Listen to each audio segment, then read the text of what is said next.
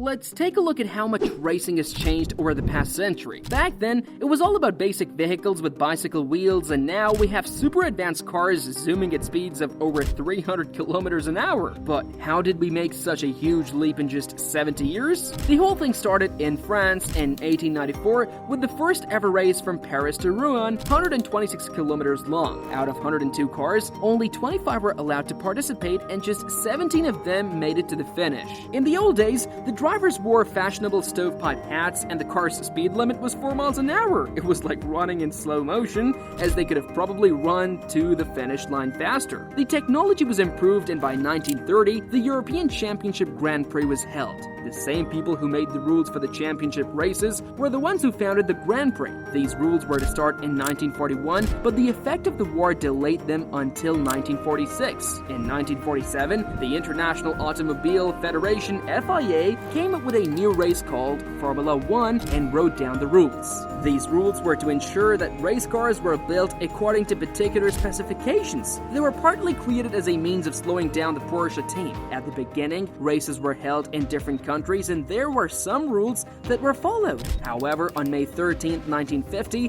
the top races joined to form the World Championship, and this event is considered as the beginning of Formula One. The first race was the British Grand Prix, which was held at Silverstone. The attendance was 120,000, and among the spectators was King George VI.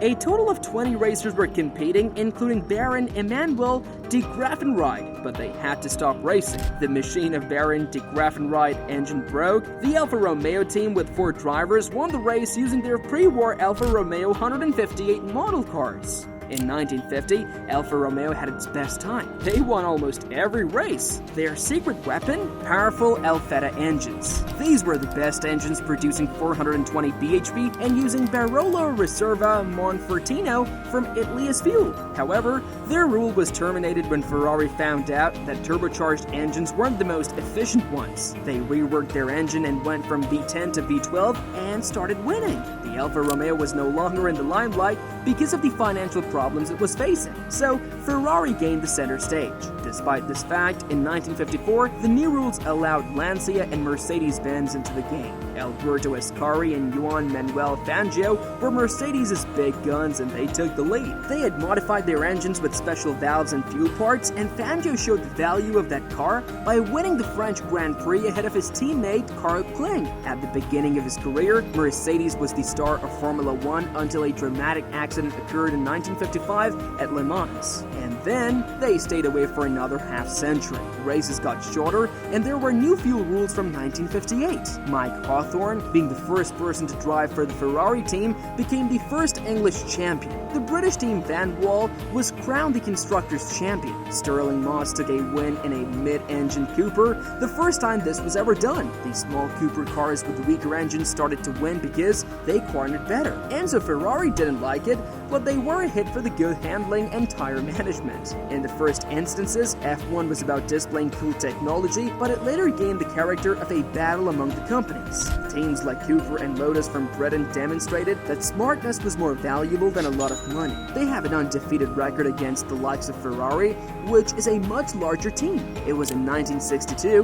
when Lotus brought about a real revolution with their Lotus 25 car, boasting a light super chassis and a powerful engine. The car driven by Jim Clark, who won 2 titles in 3 years, was also very successful. In 1964, Ferrari had an unprecedented victory over the then successful Lotus. In the year of 1965, Richie Ginter set the stone for the Japanese car's winning spree with an engine that was transversely mounted. 1966 was a historic moment when Formula One changed its engines to the bigger ones, which favored Ferrari but made the cars heavier. The last decade of the 1960s was a time when the sport changed from being a European one to a global phenomenon. Races were not only held in Europe but also contested on 5 continents. 1968's season therefore brought radical innovations to Formula One. Sponsorships were in vogue, and the cars were designed with advertisements rather than team names. Full-face helmets began to be used introduced for the purpose of better protection, but crashes still remain to be a problem. In the 70s, Formula One was expensive for the teams because of accidents, rule changes, and fast technological developments. This forced the teams to increase their budgets to deal with the new challenges. The teams had to do that in order to stay alive and make their cars full of ads and let the driver pay for driving. They advertised all sorts of items from cigarettes to a Swedish pop group. Ferrari was never going to put up a fight without a chance, and in 1975, 1976, and 1977, they won the constructors' titles. But only in 1975, Niki Lauda took the driver's title because he came first. Another unforgettable event for me was the victory of the underdog Hesketh team, which James Hunt won in the 1975 Netherlands Grand Prix, the event that is the starting point of the rivalry in the movie directed by Ron Howard. Surprisingly,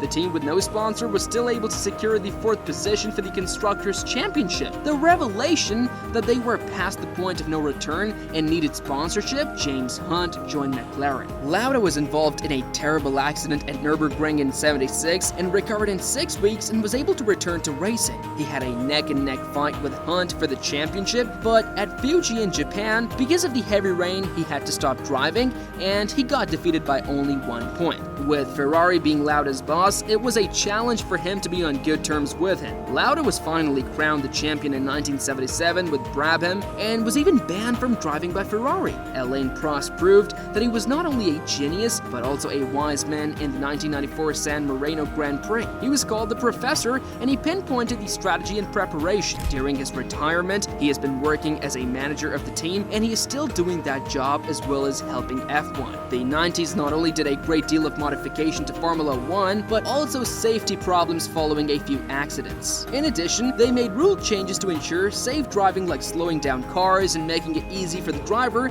to get out of the car. The beginning was hard for Michael because Benetton, the team he was with, had a reputation of being a rule breaker. In 1966, they added new rules to stop head injuries, but in some cases, it has made the driver's vision worse. Toto Jane was the one who made things happen, and Ferrari experienced a fast-paced development. Schumacher got 3 wins in his first year of joining the team, and that was without a doubt a better result. And the fact that Renault left Formula One in 1997, this didn't give any reason for great worry. The champion title was gained by McLaren against all odds, and 2 years in a row with Mika Häkkinen, Schumacher and Villeneuve were stuck in their car, and all they could do was just look as the other cars passed by. The 2022 season was marked with new technical regulations, making cars behave in a different way. Red Bull, with Verstappen at the forefront, were the team to beat, winning 19 out of 22 races, and they're still the best team in the 2024 season, but the question of how long they remain on top is unpredictable.